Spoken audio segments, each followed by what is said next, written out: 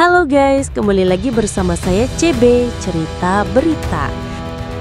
Prajurit Skotlandia, Donnie McRae, meninggal sebagai tawanan perang Jerman selama Perang Dunia Kedua. Tapi baru 80 tahun kemudian, keluarganya tahu bahwa dia dikubur tanpa otak. Donnie meninggal di rumah sakit tawanan perang pada 1941. Dan karena dia menderita kondisi neurologis yang langka, otopsi dilakukan. Selama otopsi, otak dan sebagian sumsum tulang belakangnya diambil lantas dikirim ke Institut Kaiser di Munich untuk digunakan sebagai penelitian. Jenazahnya dikubur oleh pemerintah Jerman dan selanjutnya dikubur kembali oleh pihak sekutu di pemakaman Commonwealth War Graves di Berlin. Tapi tidak seorang pun tahu bahwa otaknya telah diambil. Secara keseluruhan, sekitar 160 potongan kecil otak dan sumsum tulang belakang Donnie disimpan di Pusat Arsip Penelitian Munich, yang kemudian berganti nama menjadi Institut Max Planck untuk psikiatri sejak saat itu. Sebuah dokumenter BBC Radio 4 berjudul Shadow of War: A Tainted Anatomy membahas mengapa hal ini terjadi dan tentang pekerjaan menyatukan kembali jenazah sang prajurit di kuburannya. Donnie McRae tumbuh sebagai penutur bahasa Gaelic di Gairloch yang terletak di pantai barat Skotlandia. Keluarganya adalah pecinta musik dengan tradisi kuat, memainkan bagpipe, alat musik tiup kayu tradisional Skotlandia, dan mereka semua adalah penjahit berbakat, termasuk Donnie. Ia berencana menggunakan kain wol yang ditenun dengan tangan dari desa asalnya untuk mendirikan bisnis menjahit di Blair Ethel, Perthshire, tempat saudaranya tinggal dan bekerja sebagai sopir di sebuah hotel setempat. Namun pada 1939, ketika negara itu berada di ambang perang, Donnie bergabung dengan tentara teritorial dan dipanggil agar ikut berperang. Dia adalah prajurit Seaforth Highlanders dan ditangkap sebagai tawanan perang saat bertempur di Saint-Céleri, Prancis pada Juni 1940. Pada tahun berikutnya, Donnie meninggal di usia 33 tahun di rumah sakit kamp tawanan perang. Meskipun keluarga McRae mengetahui penangkapan dan kematian Donnie, mereka tidak pernah diberitahu tentang otopsi atau soal pengambilan sampel dari otaknya. Baru pada 2020, ketika Profesor Paul Wendling dari Universitas Oxford Brookes menghubungi, keponakan Donnie yakni Libby McRae tahu apa yang terjadi setelah kematian sang paman. Wendling merupakan bagian dari kelompok peneliti internasional yang meneliti catatan dari ribuan otak yang disimpan di Max Planck Society di Jerman. Tujuan dari proyek ini adalah untuk mengidentifikasi semua korban dan mengenang mereka dengan sebaik-baiknya. Salah satu kelompok yang terabaikan tentu saja tawanan perang yang otaknya diambil untuk penelitian neuropatologis oleh Jerman dan disimpan selama bertahun-tahun, kata Wendling. Jerman ingin menjadi yang terdepan dalam penelitian medis, dan alasan mengapa otak Donnie berakhir di Institut di Munich diketahui dari bagaimana ia mati. Ketika dia ditangkap, Donnie terluka oleh peluru senapan di lutut dan punggung kiri.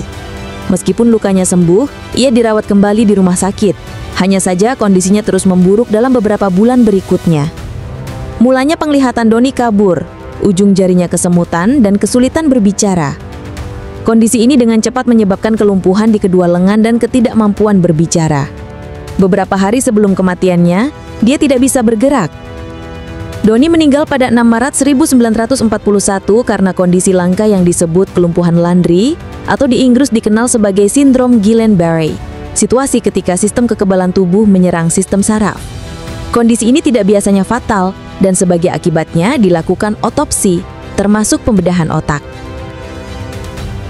Sabine Hildebrand, dosen di Harvard Medical School yang sangat tertarik dengan etika pada masa itu, berkata kepada BBC, fakta yang sangat mengerikan bahwa pengangkatan jaringan setelah kematian bukanlah hal yang lazim. Saya tidak mengatakan bahwa perbuatan itu benar secara etika, tapi tindakan tersebut merupakan bagian dari proses rutin kerja ilmiah pada saat itu, ujar Hildebrand. Potongan otak dan sumsum tulang belakang Doni dimasukkan dalam larutan dan diletakkan pada wadah mikroskop kaca untuk digunakan sebagai penelitian tentang kondisinya. Libby yang merupakan keponakan Doni berkata, sulit untuk mengatakan seperti apa rasanya. Menurut saya, sungguh mengerikan membayangkan hal itu. Selain Doni, Windling menemukan catatan 4 tawanan perang Inggris yang otaknya diambil dan ditahan untuk tujuan penelitian selama tahun 1941.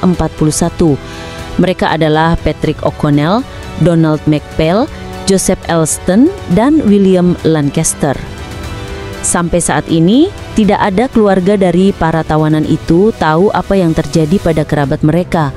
Otak dari 4 tawanan itu termasuk di antara sekitar 2.000 otak yang diambil untuk penelitian oleh lembaga-lembaga terkemuka di Berlin dan Munich selama Perang Dunia Kedua, yang diantaranya ada otak anak-anak yang terbunuh selama Holocaust. Ribuan korban tersebut juga termasuk orang Yahudi dan Katolik Polandia. Mereka disebut memiliki penyakit mental, tahanan politik, pejuang perlawanan Belgia, dan prajurit Prancis serta Polandia. Lembaga-lembaga Jerman lainnya juga diketahui telah mengambil bagian-bagian tubuh mereka untuk penelitian. Hildebrand mengatakan hasil penelitian dari lembaga-lembaga Jerman itu sangat banyak, dan para peneliti di seluruh dunia merasa iri dengan banyaknya karya yang dihasilkan negara tersebut. Setelah perang, pihak sekutu menyelidiki kejahatan yang dilakukan Nazi, dan pengadilan Nuremberg memutuskan hampir 200 orang dihukum karena kejahatan perang. Tapi lembaga penelitian Kaiser Wilhelm dan para anatomi yang terlibat diizinkan untuk melanjutkan pekerjaan mereka. Hal ini sebagian disebabkan oleh fakta bahwa meskipun sekarang dianggap sangat tidak etis untuk menyimpan jaringan manusia tanpa persetujuan, pada saat itu hal tersebut merupakan norma. Namun, muncul pertanyaan mengapa selama ini tidak ada yang dilakukan terhadap materi yang disimpan di arsip Jerman? Pada akhir 1980-an ada desakan dari pemerintah Jerman untuk membuang semua spesimen yang bersumber dari Perang Dunia Kedua, khususnya semua sampel dari kelompok yang dianiaya. Bahkan akan ada penguburan massal ratusan ribu sampel jaringan slide mikroskop di Munchen dengan tenggat waktu yang singkat hanya beberapa bulan saja. Prof. Heinz Wasle, yang saat itu menjabat sebagai Kepala Departemen Neurologi di Max Planck Institute for Brain Research di Berlin, berkata ada tekanan untuk bertindak sangat cepat. Kami tidak bisa mengetahui secara cepat bagian mana yang berasal dari korban dan mana yang hanya bahan neuropatologi biasa. Oleh karena itu, keputusan kami adalah mengubur semua bagian dari tahun 1933 hingga 1945. Tetapi lembaga Munchen memilih kebijakan yang berbeda. Lembaga ini hanya mengubur mereka yang diduga memiliki hubungan dengan apa yang disebut program eutanasia, yang merujuk pada pembunuhan sistematis terhadap mereka yang dianggap tidak layak hidup oleh Nazi karena dugaan penyakit atau cacat genetik. Banyak sampel jaringan slide mikroskop dianggap memiliki kepentingan ilmiah, tetap disimpan. Sampel Doni Macre pun disimpan untuk tujuan penelitian hingga 2015, ketika kemudian dimasukkan ke dalam koleksi arsip. Sekarang, lebih dari 80 tahun setelah kematiannya, pekerjaan untuk menyatukan kembali bagian tubuh Doni dengan sisa jenazahnya sedang dilakukan di Berlin. Prof. Windling dan rekan-rekannya telah menghubungkan sampel mikroskop dengan catatan pasien dan menghubungi keluarga terdekat.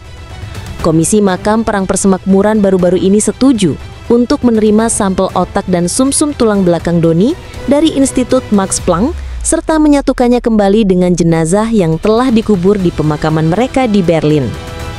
Kami berharap ini berarti kami berada dalam posisi untuk menguburkan kembali jenazah pada akhir tahun ini, kata mereka. Libby, keponakan Doni, juga berharap situasi yang menyakitkan ini terselesaikan. Saya sangat senang mendengar bahwa Komisi Makam Perang Persemakmuran akhirnya akan menguburkan spesimen tersebut, dan semua bagian tubuh Doni akan bersama di tempat yang damai, katanya.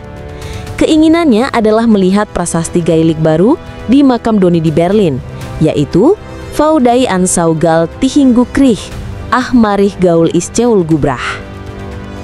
Artinya, dunia mungkin kiamat, tapi cinta dan musik akan bertahan selamanya.